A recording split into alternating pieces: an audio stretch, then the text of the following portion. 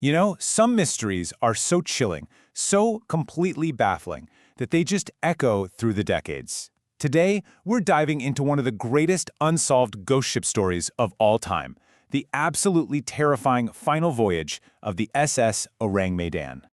So it all kicked off with a distress call. Just a single, desperate message crackling over the radios of ships sailing the busy Strait of Malacca. And that first message, it was only a hint of the horror that was about to unfold.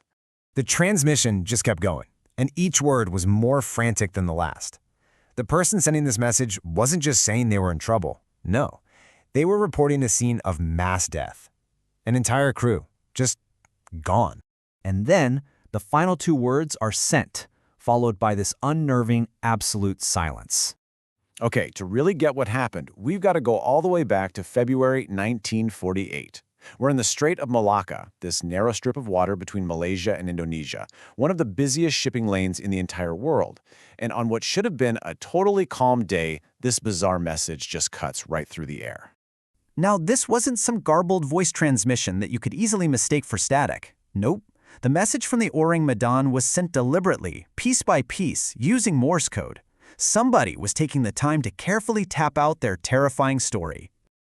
And you gotta understand, the choice of Morse code is a huge deal. It can cut through all sorts of atmospheric noise way better than voice radio. That means the dots and dashes that other ships were picking up were crystal clear. This wasn't a mistake or some kind of misinterpretation. It was a deliberate, horrifying message. Something truly terrible had happened. So, after that final bone-chilling transmission, the call goes out. The closest vessel happened to be an American merchant ship, the Silver Star. Its captain immediately changed course, racing towards the Orang Medan's last known coordinates, hoping to help. But when the Silver Star finally arrived, the scene was just deeply unsettling. The Orang Medan was just floating there, adrift. It didn't look damaged at all, but it was completely silent. There was no smoke coming from its chimney. Not a single person could be seen on deck. The crew of the Silver Star shouted, they blasted their ship's horn, but the only reply they got was the sound of the waves. The captain of the Silver Star knew he had no choice. He had to get a boarding party over there. As his men climbed aboard the ghost ship, they were immediately hit by this unnatural chill in the air, which was so bizarre, given the blistering tropical heat of the day. And then, they saw them. The deck was just a scene of silent horror, littered with bodies. They found the captain dead on the bridge, his officers in the chart room. Everywhere they looked, every corner of the ship they checked, it was the same thing. Every single person on board had died. But it was the state of the bodies that was just so horrifying. Every single person, even the ship's dog, was found frozen in this posture of absolute terror. Their faces were twisted, mouths wide open, eyes staring up at, well, something. A lot of them had their arms outstretched like they were trying to fight off some invisible threat. And the weirdest part? There were no wounds, no signs of violence anywhere on their bodies. The scene in the radio room really confirmed the tragic timeline. The man who sent that SOS was found slumped over his equipment. His fingertips were still resting on the telegraph key, frozen at the very instant he sent his last, desperate message, "I die." So the crew of the Silver Star, totally horrified by what they'd found, made a decision. This ghost ship had to be brought to port. The only way to solve this mystery was to actually tow the vessel and let the authorities investigate properly. But just as they started to attach the tow lines, smoke suddenly started billowing up from deep inside the ship's hull.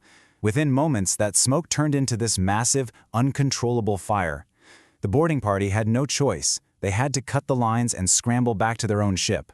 And just as they got clear, the Orang Medan was ripped apart by a violent explosion. It sank beneath the waves in minutes, taking all of its dark secrets right down with. So, with the ship and its crew at the bottom of the ocean, any physical evidence was gone. Forever. All that was left was the absolutely harrowing testimony from the crew of the Silver Star. And without any proof, well, that's when the theories really started to fly. First things first, was the ship even real?